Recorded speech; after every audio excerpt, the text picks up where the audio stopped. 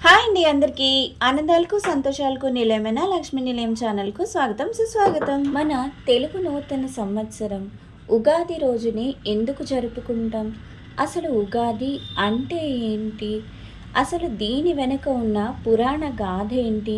ఈ విషయాలన్నీ కూడా మనం ఇప్పుడు ఈ వీడియోలో తెలుసుకోబోతున్నాం. నా వీడియోలు, ఈ పురాణ గాథలు, ఈ విషయాలన్నీ కూడా ఎన్నెన్నో కథనాలు మీ ముందుకు తీసుకురావడానికి నేను సిద్ధంగా ఉన్నాను. మరైతే ఇంకెందుకు ఆలస్యం, మీకు వీడియో కనుక నచ్చినట్లయితే దయచేసి లైక్ చేయడం మర్చిపోకండి. అలాగే నా వీడియోలు కనుక నచ్చినట్లయితే మరికొందరికి షేర్ చేయండి. మనందరం కూడా న్యూ ఇయర్ జరుపుకుంటాం. ఈ న్యూ ఇయర్ అనేది ఇంగ్లీషు నూతన సంవత్సరం.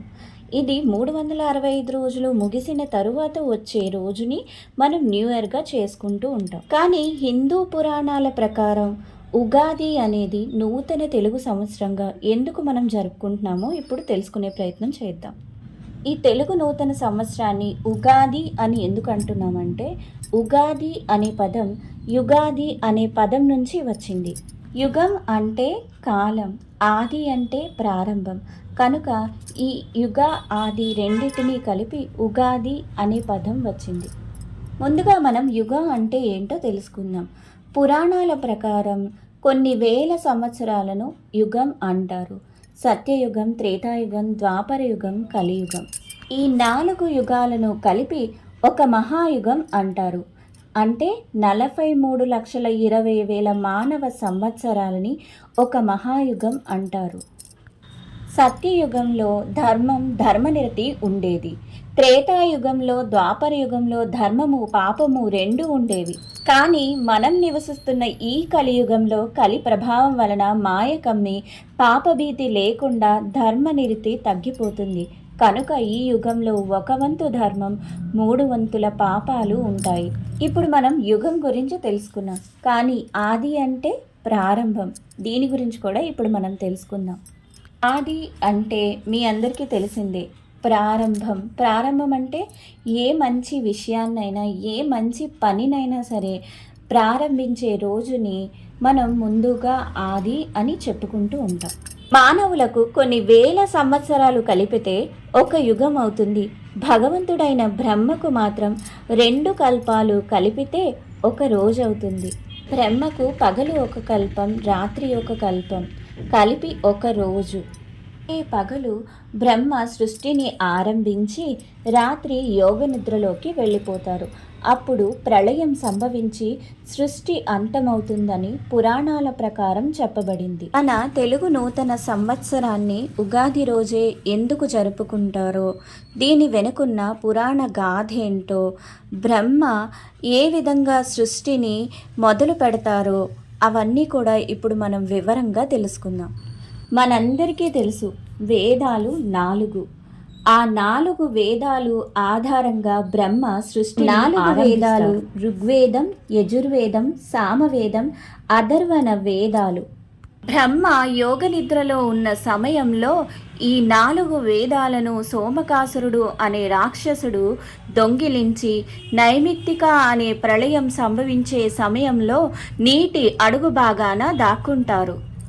ఈ విషయం విష్ణువుకు తెలిసి విష్ణువు భూమి మీద ప్రళయం రావడానికి ఇంకా కొన్ని సంవత్సరాలు ఉన్నాయని గమనించి ఆ సమయంలో భూమిని పాలించే రాజు సత్యవ్రతుడు. ఇతడు విష్ణువుకు మంచి భక్తుడు. ఒకరోజు సత్యవ్రతుడు కృతమాల అనే నదిలో స్నానం ఆచరించి చేతులలోకి నీళ్లను తీసుకుని సూర్య నమస్కారం చేస్తున్నప్పుడు అనుకోకుండా ఒక చిన్న చేప చేతిలోకి వస్తుంది.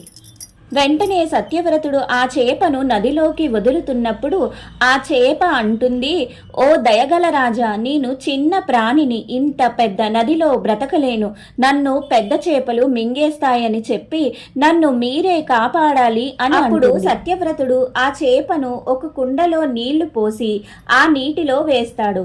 ఒక్క రోజులో ఆ చేప పెద్దగా మారిపోతుంది. అప్పుడు సత్యవ్రతుడు అతని భవనంలో ఉన్న నీటి సరస్సులోకి మారుస్తాడు. ఆ సరస్సులో ఉన్న చేప అలా పెద్దగా మారిపోతూ ఉంటుంది. అప్పుడు సత్యవ్రతుడు సముద్రంలో ఆ చేపను వదులుతాడు. అప్పుడు ఆ చేప, ఎందుకు నన్ను సముద్రంలో వదులుతున్నావు, నాకు భయంగా ఉంది అని అంటుంది. అప్పుడు సత్యవ్రతుడు నవ్వి, నువ్వు మామూలు మత్స్యానివి కావు, ధర్మ పరిరక్షణ కొరకు వెలసిన విష్ణువు రూపానివే నీవు నన్ను పరీక్షిస్తున్నావు కదా స్వామి అని అంటారు. అప్పుడు ఆ చేప విష్ణువు అవతారంలోకి మారి, నాకు నీ అవసరం ఉందని, ఈ రోజు నుంచి 7 రోజులలో మహాప్రళయం సంభవిస్తుంది. ఆ సమయంలో ఒక నావ వస్తుంది.